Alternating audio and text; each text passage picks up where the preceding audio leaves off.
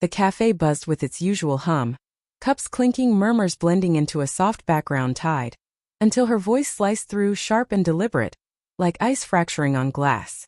Ethan used to take me on trips, she said, not to me, not privately, but to the group at her table, as though recounting a childhood memory instead of weighing me against someone I could never compete with. For a brief instant the room quieted. Then her friends laughed, hesitant, uncertain if she was joking or confessing. I watched her. She didn't glance in my direction.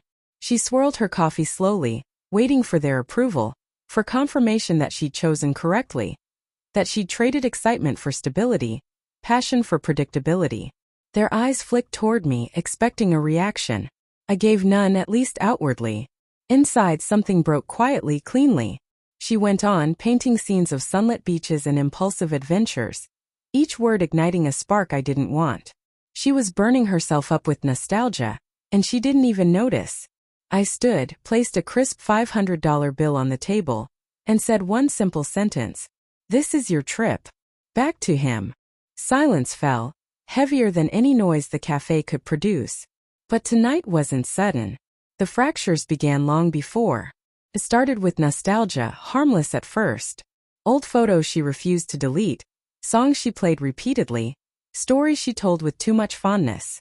Her past refused to stay buried. It circled relentlessly. Then came the comparisons. Small cutting. We used to drive through the city at night. We traveled so much then. You don't surprise me like that anymore.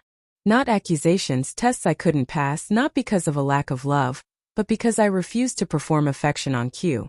The memory that lodged itself in my chest happened 2 weeks earlier.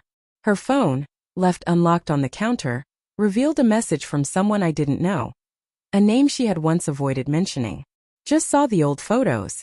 Time flies, huh? Hope you're doing well." Her reply was polite, too polite. "Hope you're well, too." A door she had claimed closed had quietly swung open again. I didn't confront her. I didn't pry. I observed. Her restlessness grew. Her friends noticed it too, whispering to her, "You should feel wanted again. You shouldn't have settled so fast." I saw in her eyes that she wasn't chasing him. She was chasing the version of herself she had been with him. Fantasies are dangerous when people try to inhabit them again. I noticed the patterns. Subtle angles of her phone away from me, conversations cut short, sudden trips to the restroom. Her laughter became rehearsed, a performance she alone understood. Her friends nudged, daring her toward old memories. One joked, "Maybe Ethan would step up if you asked." She didn't outright deny it, just smiled into her cup, a private smile that betrayed the thoughts she'd entertained long before they were voiced.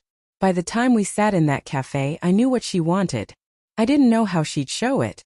Then she did, without realizing it, effortlessly, publicly. The comparison wasn't betrayal, it was truth. She no longer wanted me. She wanted the echo of herself she remembered with him. Her eyes widened as I stood, not in guilt or fear but surprise. She hadn't expected consequences. She thought I'd laugh, plead, try harder. But I offered neither anger nor explanation. I gave only reality, stark and absolute. "This is your trip. Back to him." The cafe froze. Her friends gaped. She whispered my name, shaking. Too late. I walked out, calm and steady. By the time I reached my car, my phone glowed with notifications from her. I answered once, not to give closure or to hear excuses, only to speak one final truth. "It's the wrong number," I said and hung up. No anger. No explanations. Sometimes the coldest revenge is simply letting someone walk through a door they insisted on opening.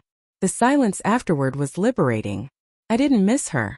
I didn't replay it. Betrayal stops stinging once you see it was never about you, it was always about them. She wanted to return to her past. I bought the ticket and drove away.